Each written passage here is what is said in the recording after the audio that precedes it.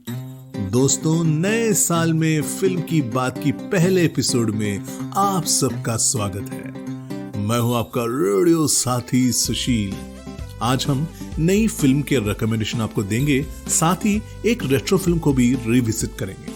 और ये फिल्म है 27 साल पहले जनवरी में प्रदर्शित हुई मल्टी स्टारर करण अर्जुन, जिसमें शाहरुख खान और सलमान खान एक साथ नजर आए थे। ये फिल्म बहुत बड़ी कामयाब थी अपने समय में और आज इस फिल्म को 27 साल हो गए हैं, तो हम आज सेलिब्रेट करेंगे। साथ ही कुछ जो नए कंटेंट हैं उनकी रिकमेंडेशन भी आपको देंगे।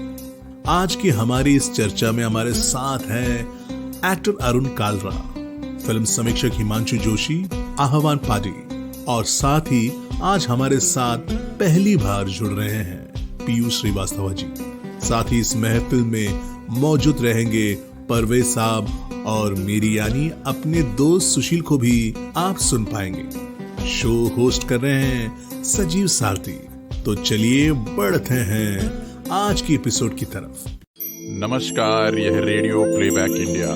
गीत, कविता, कहानी या किस्सा, हर जज्बा इंडिया के दिल का। Radio playback India, radio playback India, radio playback India.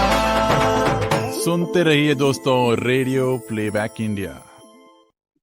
नमस्कार दोस्तों, फिल्म की बात के इस नए सीजन में एक बार फिर आपका स्वागत है। नए साल का ये पहला एपिसोड है और आज हम किसी नई फिल्म पर बात करने के साथ साथ एक पुरानी फिल्म, मतलब जिस फिल्म के 27 साल पूरे हुए हैं आज इसी दौरान, उस पर भी बात करेंगे।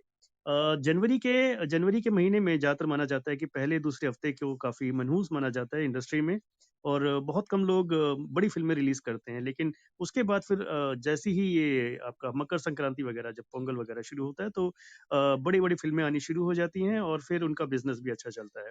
तो इसी तरह से 27 साल पहले एक फिल्म आई थी जो कि बहुत बहुत कामयाब हुई थी, ब्लॉकबस्टर साबित हुई थी, जिसका नाम था करण अर्जुन, और जिसमें इंडस्ट्री के आज के 2 बड़े सुपरस्टार शामिल थे। जी हाँ, शाहरुख खान और सलमान खान। इसके अलावा फिल्म राकेश रोशन ने डायरेक्ट करी थी। तो ये जो फ़िल्म थी, इसका संगीत भी काफ़ी लोकप्रिय हुआ था। तो इस फ़िल्म के ऊपर आज हम थोड़ी-सी चर्चा करेंगे, देन उसके बाद कुछ जो नए सीरीज़ या फ़िल्में जो आई हैं, उनके ऊपर हमारे जो पैनल के लोग हैं वो अपना रिव्यू है वो रखेंगे। तो सबसे पहले मैं इस फ़िल्म से रिलेटेड पीयूष जी को इनवाइट करना चाहूँगा। पीयूष जी बॉलीवुड पर बहुत रिसर्च इन्होंने करी हुई है और इनके पास लगभग हर तरह की फ़िल्मों का संकलन है, उनकी जानकारी है कि वो फ़िल्में कब रिलीज़ हुई थी, कितना बिज़नेस किया था। तो मैं सबसे पहले पीयूष जी को इनवाइट करना चाहूँगा कि वो करण अर्जुन जो फ़िल्म आई थी, उसके बारे में अपने व्यूज़ रखें। तो Piyush ji, please unmute yourself and Karan Arjun के बारे में हमें कुछ बताइए। सबसे पहले तो जितना आपने मेरे बारे में बोला इतना कुछ मुझे नॉलेज नहीं है। जस्ट नॉर्मल फ़िल्म लवर हूँ मैं। हाँ, लेकिन बॉलीवुड का बहुत मतलब मुझे बॉलीवुड बहुत ज़्यादा पसंद है। करण अर्जुन की बात करें तो एक्चुअली ये फ़िल्म राकेश रोशन ने जब अनाउंस की थी उस समय उनकी 2 फ़िल्में फ्लॉप हो चुकी थी। अब खेल और क्या कहते हैं किंग अंकल।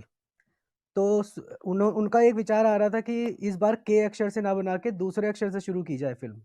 तो ये फ़िल्म सुनने में आया था कि माँ के लाडले के नाम से शुरू होने वाली थी। और फ़िल्म की कास्ट में थे अजय देवगन, मधु और आपके शाहरुख खान, काजोल। फिर बाद में माँ के लाडले की जगह इस फ़िल्म का नाम कायनात रखा गया। और अजय देवगन इस फ़िल्म को मतलब छोड़ रहे थे क्योंकि ये शाहरुख और अजय देवगन में थोड़ा कुछ हो गया था कि शाहरुख अर्जुन का रोल नहीं करना चाह रहे थे, करण का करना चाह रहे थे। अजय देवगन अर्जुन रोल करना चाह रहे थे। इस बात को लेके कुछ था और अजय देवगन ने ये फ़िल्म छोड़ दी और शाहरुख ने भी ये फ़िल्म फाइनली छोड़ दी। उसके बाद फिर बाद में इस फ़िल्म में सलमान खान की एंट्री हुई। सलमान खान करण की जगह आए, तो फिर दोबारा शाहरुख खान भी तैयार हो गए अर्जुन के रोल के लिए और इस तरह से कायनात फ़िल्म स्टार्ट हुई। अब बाद में कायनात का भी नाम चेंज होके करण अर्जुन रख दिया गया। अच्छा, इसमें जो मधु का रोल था, मधु की जगह आई थी रवीना टंडन और रवीना टंडन को भी रिप्लेस कर दिया बाद में ममता कुलकर्णी ने। थोड़ा बहुत बाकी ये करण अर्जुन के बारे में तो सबको पता है, फ़िल्म ब्लॉकबस्टर साबित हुई थी। पीयूष जी, ये भी बताइए कि इस दौरान और कौन-कौन सी फ़िल्में रिलीज़ हुई थी और किन फ़िल्मों से टक्कर मिली थी करण अर्जुन को?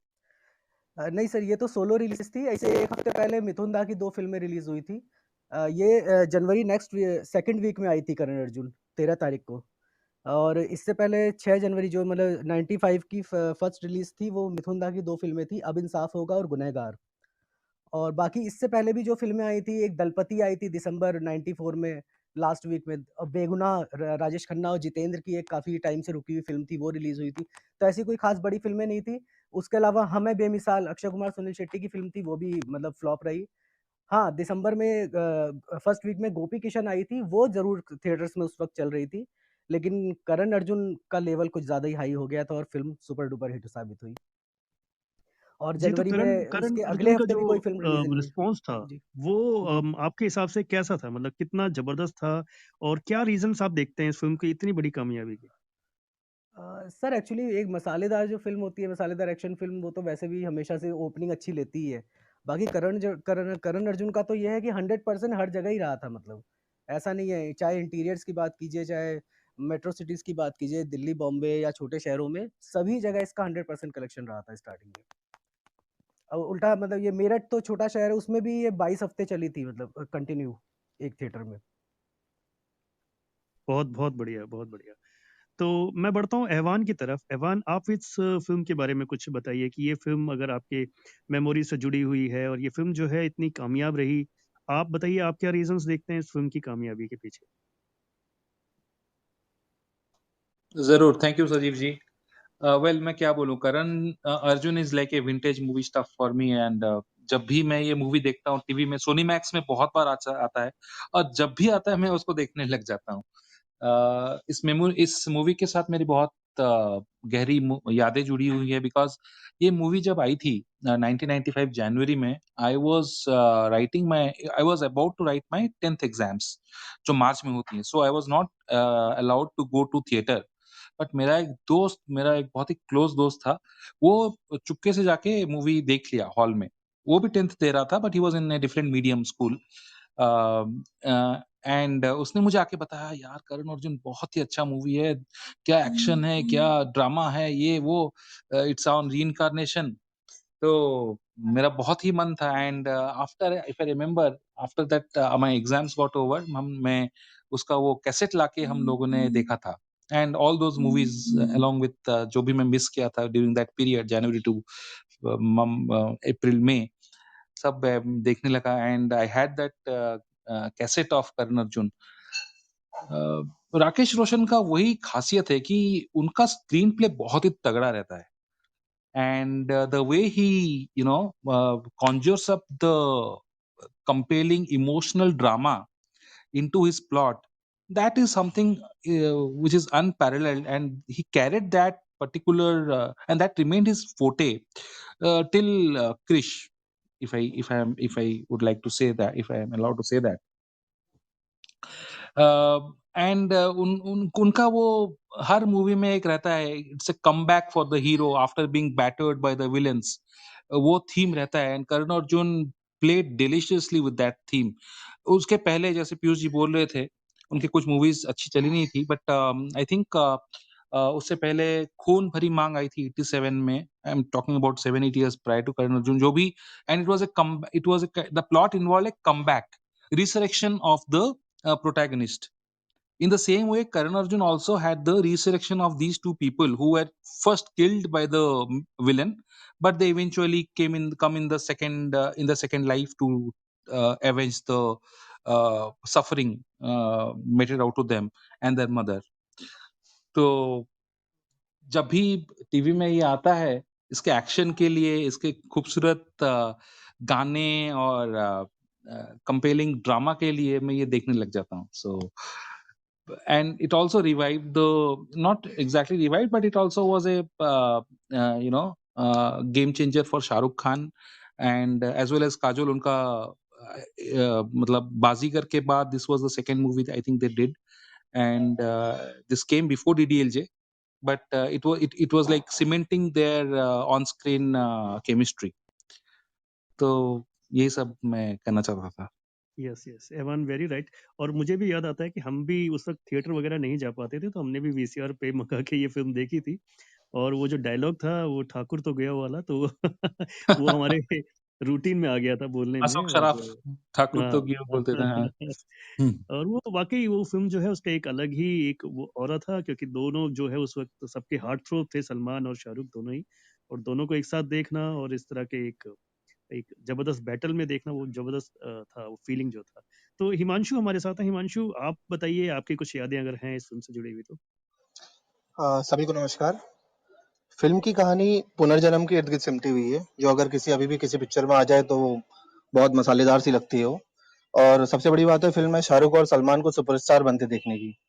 इस फ़िल्म से ही सलमान का शर्ट उतारना शुरू होता है। इससे पहले भी उतारते थे, लेकिन इससे ज़्यादा चले, जो उन्होंने फाइटिंग इसमें लड़ी थी। और शाहरुख खान का जो काजोल के साथ आशिकी करना था, तो वहाँ से वो एक आशिक मिज़ाज हीरो के तौर पे सेट हो गए थे। देखिए, फ़िल्म की जो मुझे सबसे बड़ी ख़ास बात ये लगी कि फ़िल्मों में पात्र बहुत होते हैं, जो आजकल की होती है, लेकिन उनके ऊपर इतना करने के लिए कुछ होता नहीं है और ना वो अपनी छाप छोड़ पाते हैं।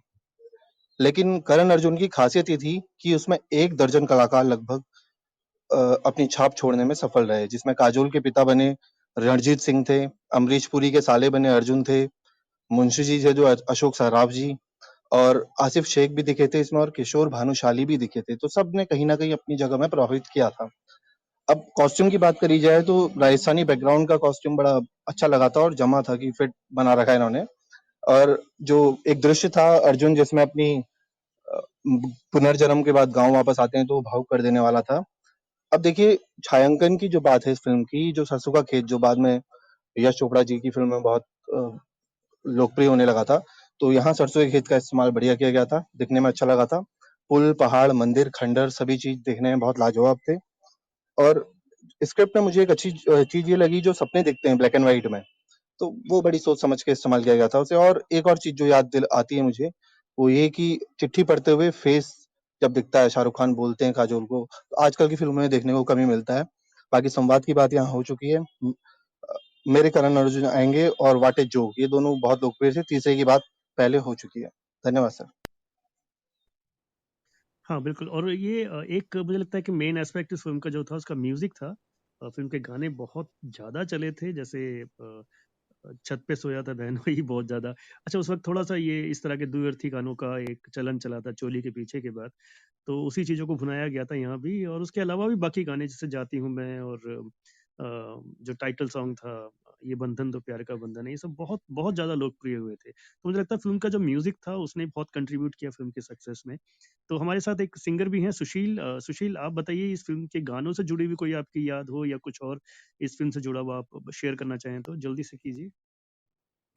I have lot of memories, बहुत मेमोरीज है इस फिल्म का। एक तो ये फिल्म मैंने थिएटर में जाकर देखा, एंड जब मैं ये थिएटर के बुक करने जा रहा था, मेरा टीवीएस चैम्प था, टीवीएस चैम्प यू नो, जो जिसमें कुछ बेल्ट खराब हो गया तो मुझे कुंदल के जाना पड़ा, I had to cycle it and I reached and then I book the ticket, I had my cousins also. इसके अलावा ये फिल्म, एज हिमांशु ने कहा, कि डायलॉग्स और हर कैरेक्टर इतने एस्टेब्लिश किए गए characters, and you can't forget Johnny Lever का अरे बाबा, दैट्स टिपिकल हैदराबाद हिंदी जो उन्होंने उसमें यूज किया गया। And it was my college days, just I started my college and मैं मिमिक्री करना शुरू किया था, तो and this particular movie had lot of items which I took. हर गाने हिट था उसमें। Specifically I did this in my college days with in friends, not on stage. आजकल मैं बहुत करता हूँ, जब स्टेज में करता हूँ तो मैं ये करता हूँ, कुमार शानू और उदित नारायण का जो कॉम्बिनेशन था, लाइक सलमान खान और शाहरुख खान का, this was the I think the first full fledge movie where they had equal roles. तो मुझे याद में ये कुछ कुछ होता है के बाद, ये उससे पहले यही था जो फुल फ्लेज हीरोज में दोनों पे इक्वल रोल था। या एंड इसमें if you see that song सूरज कब दूर गगन से, आज मेरी आवाज़ ठीक नहीं है but I just show you क्या था वो कुमार सानू और उदित नारायण का। तो ये ऐसा रहता है, सूरज कब दूर गगन से, चंदा कब दूर किरण से, खुशबू कब दूर पवन से, कब दूर बहार चमन से, ये बंधन तो प्यार का बंधन है, जन्मों का बंधन है, ये बंधन तो प्यार का बंधन है, जन्मों का बंधन है। हो हो हो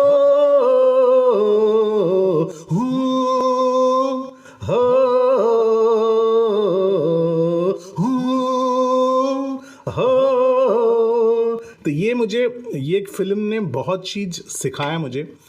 ये गाना स्पेशल है उदित नारायण और कुमार सोनू का। इतना बेस्ट कॉम्बिनेशन ये सॉन्ग जैसा कहीं सुनने में मिला नहीं है। And it was a super duper. Rakesh Roshan packed everything which A masala film, comedy. तो ये it was a full packed entertaining. इतना ही है सचिव जी मेरी तरफ से। बट रियली रियली 90s जो है वो वाकई हम लोगों के लिए काफी यादगार रहा है, और ये फिल्म वाकई वाकई बहुत यादगार है। परवेज भाई हमारे साथ हैं। परवेज भाई, कुछ आप भी कहना चाहें इस फिल्म के बारे में? 2 शब्द हाँ, तो नहीं प्लीज। संजीव भाई, देखिए ये वो दौर था कि हम लोग थिएटर में फ़िल्म देखने जाते थे और कोई फ़िल्म छूटती नहीं थी। और सच बात ये है कि मैं राकेश रोशन की फ़िल्मों का, राकेश रोशन के डायरेक्शन का मैं फ़ैन हो गया था।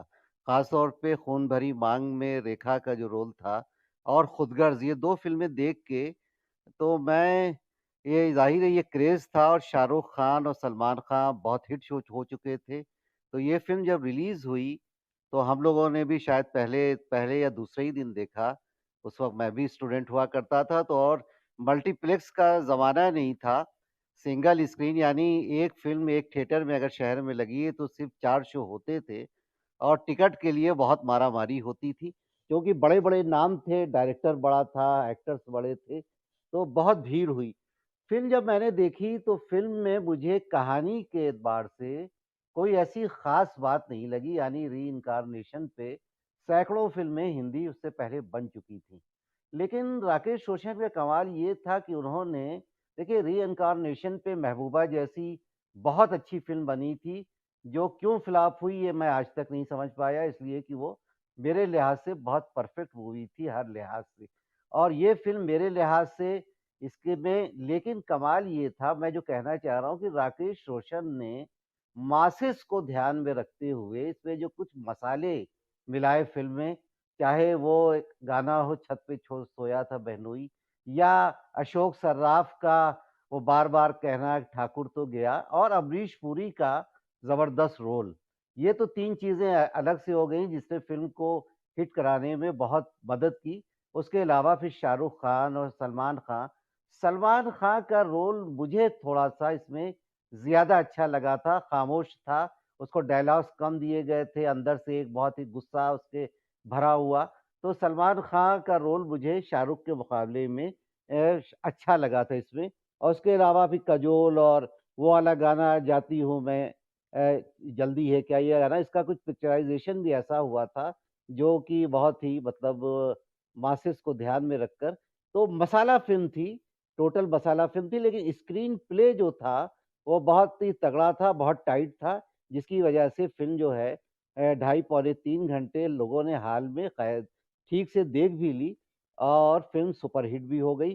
तो अपने उस दौर की स्टार्टिंग जो 95 की अभी बताया गया, इस एक बड़ी हिट से हुई, और फिर 95 के लास्ट में डीडीएलजे जैसी बड़ी हिट फ़िल्म भी आई।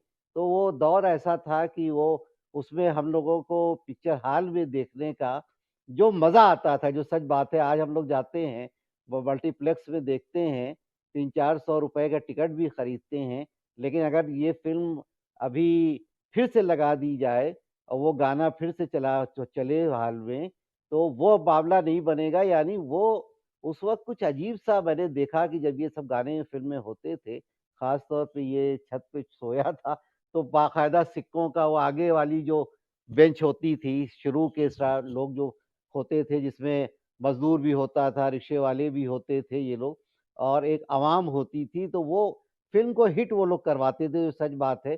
तो ये बहुत ही मसाला फ़िल्म थी। अशोक सर्राफ का वो डायलॉग बहुत दिनों तक हम लोगों ने बोला आपस में यूनिवर्सिटी में, एक दोस्तों में, कि ठाकुर तो गया, तो मज़ेदार फ़िल्म थी, और अच्छा लगा कि आज आप लोगों ने इस फ़िल्म पे बात की और मुझे भी वो पुरानी यादें याद आ गईं। तो मेरे ख़्याल से राकेश रोशन की, मैं ये नहीं कहूँगा कि राकेश रोशन की सबसे अच्छी फ़िल्म थी ये, डायरेक्शन के लिहाज से। राकेश रोशन, खून भरी मांग उनकी बेस्ट फ़िल्मों में थी, खुदगर्ज़ भी बहुत अच्छी फ़िल्म थी, उसके बाद भी कुछ फ़िल्में उनकी बहुत अच्छी हैं, लेकिन ये फ़िल्म शायद उनकी सबसे बड़ी हिट थी, ये भी कहा जा सकता है, इसलिए कि इसमें मसाला बहुत था। जी, परवेज़ भाई, और ये वाक़ई एक जो दौर था एक मसाला फ़िल्मों का ना, वो वाक़ई अब एक्साइट करती हैं। अब देखा जाए तो ये जो एवेंजर्स वग़ैरह आती हैं, ये भी एक तरह की मसाला फ़िल्में ही होती हैं, ब हॉलीवुड की होती है, तड़का इसमें ज़्यादा होता है। हाँ, तो इसी तरह से हमारे यहाँ भी जो मल्टी मल्टी हीरो वाली फ़िल्में बनती थी 90s में, तो उसमें एक-एक करके हीरोज़ की एंट्री होती थी, तो वाक़ई मुझे वो दौर याद आप आता है। बिल्कुल सही तो कह रहे पीयूष हैं भाई आपने और बताया। वो एक्टर की ख़ास तरह से एंट्री की पता चला, उसके सिर्फ़ पैर दिखाए जा रहे हैं और जी, क्लैपिंग हो गई, लोगों ने पहचान जी, लिया। तो वो हाँ। वाक़ई हीरो की एंट्री भी कि वो बच्चा दौड़ता हुआ जा रहा है, एकदम से वो बड़ा हो गया, हीरो में बदल गया। तो वो सब वाक़ई अब नहीं देखने को मिल रहा है, सही कह रहे हैं हाँ, आप। हाँ। तो पीयूष भाई आप ये बता रहे थे कि अजय देवगन और शाहरुख खान के लिए ये पहले डिज़ाइन हुई थी।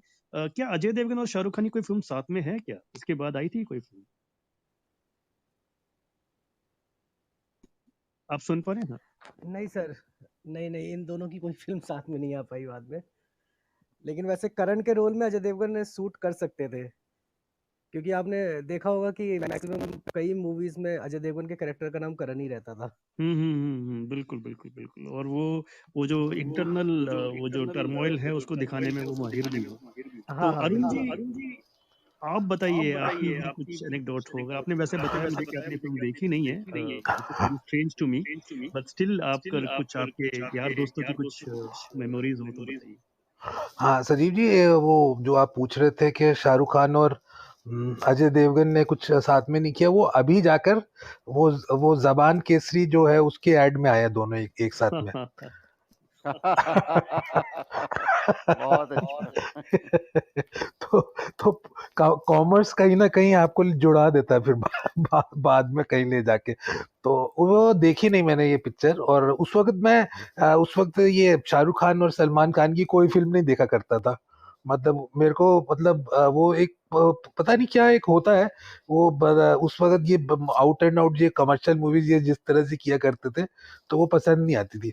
तो ख़ैर एनी हाउ फिर अब जब उसका मतलब बाद में थोड़ा थोड़ा समझ आने लगी, तो जब मैं फिर वो दौर चला गया और 1-2 बार मैंने ऐसे ही आते-जाते देखने की कोशिश करी, तो तब तक वो इतनी पुरानी हो चुकी थी कि वो मतलब वो सारी चीज़ें ऐसे लग रही थी कि जैसे बहुत मतलब कितनी बार आते-जाते मतलब टीवी चल रहा होगा या कैसे होगा देख रखी थी।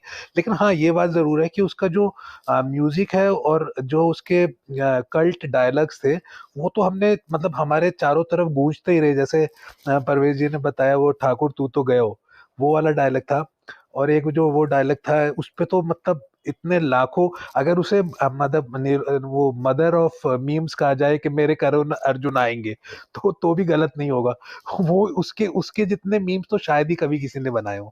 तो वो और दूसरी बात हाँ, जो मैंने अपने फ़ेसबुक पे लिखा कि हम करण अर्जुन के बारे में बात करेंगे, तो एक हमारे साथी हैं भावना जी, तो उन्होंने लिखा था कि उनको ये फ़िल्म बहुत पसंद आई थी, और अभी रिसेंटली जब उन्होंने 2 बिल्ली के बच्चे पाले, तो उन्होंने ऑटोमैटिकली कहते इतना ज़्यादा मेमोरी में मेरे करुण और अर्जुन नाम वो छपा हुआ था कि उन्होंने उसके नाम करुण और अर्जुन रख दिया। दोनों बच्चों के जो बिल्ली के बच्चे बिल्ली के वो पाले उन्होंने, तो उन्होंने ऑटोमैटिकली करी मेरे दिमाग में बस एक सीधा नाम वही आया। तो बहुत छाप छोड़ के गई उनको वो फ़िल्म। और एक और उन्होंने लिखा दोस्त ने, वो उस वक़्त काफ़ी यंग थे जब वो फ़िल्म आई थी। तो उन्होंने बोला कि वो जो गाना था छत पे ससुर जी कुछ वो बहनोई जो आया छत पे, तो वो कह रहे हैं वो गाना जो था वो हम कभी फैमिली के साथ में मैं सुनता नहीं था। जब भी आता था या तो मैं चैनल चेंज कर देता था या फिर मैं कमरे से बाहर निकल जाता था, क्योंकि वो गाना सुनने में बहुत असहज हो जाता था मैं, क्यों घर का माहौल इस तरह का उस तरह से था। तो खैर ये सब बातें थी, बाकी बड़े अच्छा लगा बाकी सब लोगों ने जितने उससे करा, और सुशील भाई ने तो जो लाइव डेमो किया उसमें बड़ा मजा आया। और पीयूष जी की जो ट्रिविया थी वो सुन के तो मतलब दिल ही खुश हो गया। तो और ये छोटा सा एक वो था। और आप बोले तो ह्यूमन का भी साथ ही मैं बता दूं मैं, जो दो दो लाइन में। जी, अरुण जी, एक मिनट मैं आता हूँ उसके ऊपर। तो ठीक है, ठीक है, ये ठीक है। हम लोगों ने दोस्तों आज डिस्कस किया करण अर्जुन के ऊपर। मुझे लगता है कि काफ़ी सारे ट्रिवियाज़ और काफ़ी सारी बातें आपकी मेमोरी में भी ताज़ा हो गई होंगी इस फ़िल्म के बारे में। और जिस तरह से हमने इस फ़िल्म की म्यूज़िक के बारे में बात करी, तो ये फ़िल्म जो है ये वाक़ई एक कल्ट फ़िल्म रही है अपने मसाला फ़िल्मों के जॉनर में। तो अरुण जी मैं तो फिर ज़रूर ही आपसे कहूँगा कि आप एक बार ज़रूर इसको इस फ़िल्म को चेक आउट करें। ये हाँ, फ़िल्म आपको ज़रूर। अच्छी लगेगी मतलब अगर आप हाँ, श्योर, वो श्योर। हुँ, कमर्शियल एस्पेक्ट हटाकर देखें। तो ख़ैर दोस्तों अब कुछ नए जो ओटीटी पे रिलीज़ हुए हैं उनके ऊपर भी कुछ थोड़ी बहुत चर्चा की जाए। तो मैं सबसे पहले अरुण जी के पास ही चलता हूँ। अरुण जी आप बताइए आप किस नए वेब सीरीज़ या फ़िल्म के ऊपर आप बताना चाहेंगे कम शब्दों में? हाँ, संजीव जी मैं ये बताना चाहूँगा कि मैंने अभी रिसेंटली ये सोनी लिव पे देखा मैंने ये कार्यक्रम जिसका नाम था ह्यूमन। और जो ह्यूमन है ये एक्चुअली में मेडिकल फील्ड से रिलेटेड एक वो था। तो मेरी एक मतलब मेरे को एक जो क्रेविंग है उस तरह की वो यही है कि मेरे को इस तरह के कार्यक्रम जो इस तरह उससे रिलेटेड होते हैं वो मेरी चॉइस है। और मेरा एक्चुअली में मेडिकल फील्ड का मतलब मेडिसिन का बैकग्राउंड भी रहा है। तो खैर ये बता रहा हूँ कि ये जो पूरी वेब सीरीज है ये विपुल शाह जो है उनके प्रोड्यूसर हैं। और उन्होंने थोड़ा लिखा भी है और बनाई उन्होंने इसको प्रोड्यूस भी किया है। और जो उनकी वाइफ है शेफाली शाह वो इसके अंदर मेन लीड करती हैं। तो ये जो इसकी जो बेसिक प्रेमाइस है वो ये है कि जो हम ये आजकल जो जितने भी मल्टीनेशनल कंपनीज हैं और जो बड़ी-बड़ी मतलब विदेशों में जो बड़े-बड़े रिच कंट्रीज की जो ये लैब्स हैं या जो क्या नाम है मेडिसिन्स बनाते हैं लोग। तो ये क्या करते हैं कि ये थर्ड वर्ल्ड कंट्रीज के अंदर जो है वो अपने ड्रग ट्रायल्स करते हैं। तो हमारे लोगों को ये गिनी पिग की तरह ट्रीट करते हैं क्योंकि यहाँ पे लेबर, यहाँ पे लोग, यहाँ पे ह्यूमन लाइफ की कीमत इतनी सस्ती है कि ये लोग इजीली उसको खरीद सकते हैं, यूज कर सकते हैं। और वो जो ड्रग ट्रायल बहुत ही मतलब कम पैसे में कर देते हैं। और अगर उसके साइड इफेक्ट्स या कुछ भी हो तो उसकी रिस्पॉन्सिबिलिटी वो नहीं लेते हैं। वो वहां से मतलब साफ भाग जाते हैं। और उसके अंदर वो क्या करते हैं कि इंडिया के अंदर भी जिस तरह से हर कंट्री में होता ही है कि कुछ पिम्प्स या कुछ दलाल ऐसे होते हैं जो पकड़ लेते हैं और वो अपने मोहल्ले में जाके वो सब करते हैं। लेकिन सबसे बड़े जिनको बेनिफिट होता है वो होते हैं बड़े डॉक्टर्स या फिर जो बड़े हॉस्पिटल्स हैं। तो वो इनके साथ इन्वॉल्व हो जाते हैं और जो असली जो कहते हैं कि मतलब मलाई वो काटते हैं कि भाई एक्चुअली में देखा जाए तो सारा सबसे बड़ा ग्रीड उन लोगों का है जो ये सब ट्रायल्स डॉक्टर्स करते हैं। तो बड़ी मतलब आई ओपनिंग और बड़ी ही मतलब इंटरेस्टिंग और बहुत ही डार्क। शुरू में तो काफी डार्क है फिर आप थोड़ा बैठ जाएंगे उसको देखने के लिए तो फिर आपको बड़ी इंटरेस्टिंग लगेगी वो सीरीज। और मतलब कैस मतलब मैंने तो बिंज वॉच करी पहले 3 एपिसोड थोड़ा सा धीरे-धीरे देखना। लेकिन लास्ट के सारे एपिसोड मैंने फिर एक साथ देखे रात के 3-4 बज गए मेरे को फटाफट देखे और मेरे को बहुत इंटरेस्टिंग लगी। और साथ में एक और चीज़ बताऊँगा जो इसके निर्देशक हैं वो मोज़ेस सिंह ऐसे शायद उनका नाम है। तो वो एक एलजीटीबी कम्युनिटी के लिए भी राइट्स के लिए भी काम करते रहते हैं। और उन्होंने वो एंगल भी इसके अंदर डाला है कीर्ति के थ्रू। और वो एंगल भी मैं अभी आपको ज़्यादा रिवील नहीं करूँगा लेकिन वो एंगल भी बड़ा देखने लायक है कि वो किस तरह से उनकी क्या डिलेमा होती है जो इस तरह अलग चॉइसेस के लोग होते हैं। तो ओवरऑल एक बहुत ही एंगेजिंग वो है पैकेज है। जी, अरुण जी और काफ़ी सारे सबप्लॉट्स हैं इस वेब सीरीज़ में, मैंने भी देखा है इसको। और काफ़ी जो स्पेशली जो स्लम डवेलर्स जो एक फैमिली दिखाई है, उनका काम मुझे बहुत पसंद आया बहुत सभी अच्छा, का। बहुत अच्छा। और वो जो बहुत जो इसके अंदर जो स्लम डवेलर का जो लड़का बना था संजीव जी ये वही है जो मर्दानी में आए थे। तो जी, जी, ये मर्दानी और मर्दानी से पहले वो एक वेब सीरियल आता था महाराणा प्रताप, उसमें हाँ, वो हाँ। अकबर का रोल किया था उन्होंने और बहुत फेमस हुए थे वो। बहुत अच्छा काम किया, बहुत ही अच्छा काम। तो एनीवे और हिमांशु जी आप बताइए आप किसी नए कंटेंट पे कुछ बोलना चाहेंगे? सर मैं यहाँ पे 83 के बारे में बात करना चाहूंगा जो सिनेमाघरों पे रिलीज हुई। और सिनेमाघर पर आना ही इसके लिए सबसे बड़ा अभिशाप बन गया। कोरोना की वजह से लोग सिनेमाघरों में जाने से कतराते रहे और फिल्म पिट गई। साथ ही साथ दीपिका और रणवीर की एक ब्रांड भी पिट गई। फिल्म बहुत अच्छी थी। मेकअप टीम ने बड़ा अच्छा कमाल किया इसमें। कपिल का लुक देके बिल्कुल रणवीर सिंह को। और रणवीर ने कपिल के हाव भावों को ठीक वैसा ही उतारा है जैसे कपिल के हाव भाव हैं। और इसकी बहुत तारीफ भी हो रही है। और फिल्म का एक गीत है लहरा दो जो मुझे लगता है कि चक दे इंडिया वाले गीत की तरह कमाल करेगा। सजीव सर। जी, जी, जी। ये फ़िल्म काफ़ी अच्छी होने के बावजूद जो है दर्शकों को शायद उतनी रास नहीं आई है, उसके कई कारण हो सकते हैं जिसे हम फिर कभी एनालाइज़ करेंगे। एवान आप किसी कंटेंट पे कुछ बोलना चाहें तो? सजीव जी, मैंने ह्यूमन देखा एंड मैं हिमांशु जी के साथ बिल्कुल सहमत हूँ। मुझे भी बहुत अच्छा लगा ये सीरीज़ डिज़नी हॉटस्टार वाला। ख़ास करके इनके परफ़ॉर्मेंसेस बहुत ही अच्छे रहे। फ्रॉम द लीड शेफाली, फिर कीर कीर्ति कोलारी एंड विशाल जेठवा और राम कपूर। स्पेशली इन चारों ने बहुत ही अच्छा दमदार परफ़ॉर्मेंसेस दिया है। डायरेक्शन भी काफ़ी अच्छा है दोनों का, विपुल शाह और मोजेज़ सिंह। और उसके बाद मैंने देखा नेटफ्लिक्स पे ये काली काली आँखें। सो इसके व्यूज़ काफ़ी पोलराइज़्ड है, मतलब कुछ लोगों को बहुत पसंद आ रहा है और कुछ लोगों को अच्छा नहीं लग रहा है। But let me tell you that this is a very different kind of twisty thriller. It's मतलब जैसे हम बोलते हैं ना डिलिशियसली ट्विस्टी, उस तरह का थ्रिलर है। एंड तक मतलब ट्विस्ट्स एंड टर्न्स रहते हैं एंड एक अजीब से मोड पे रख के मतलब सीरीज को उन्होंने एंड किया है। And this is from the same person who had directed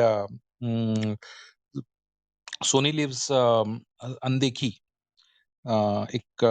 वो भी एक सीरीज आया था थ्रिलर लास्ट ईयर 2020 में and it is from the same it's from the same maker और काफ़ी अच्छा बनाया है।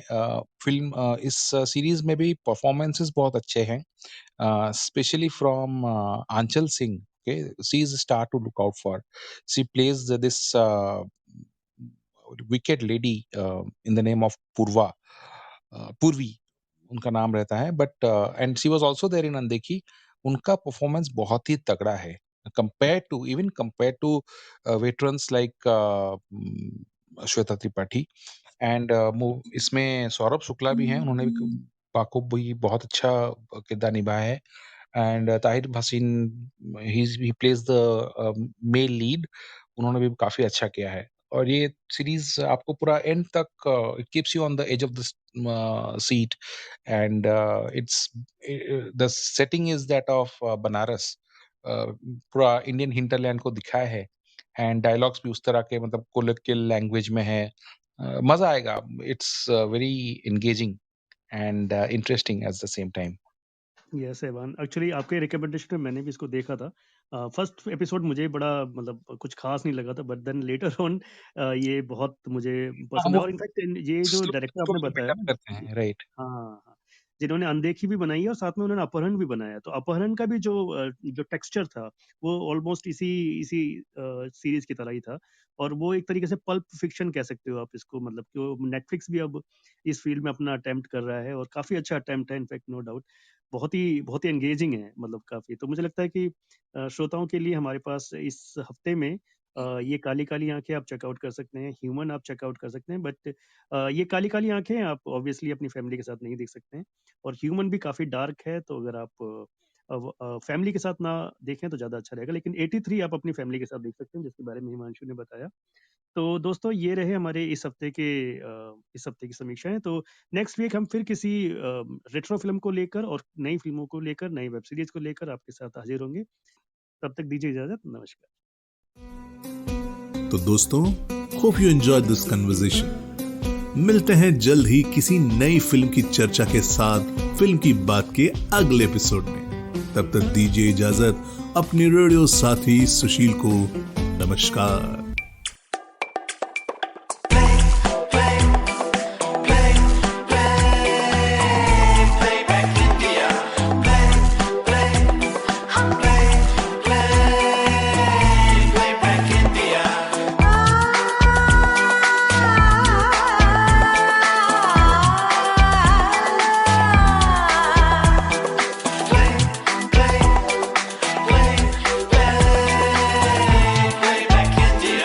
Radio Playback India.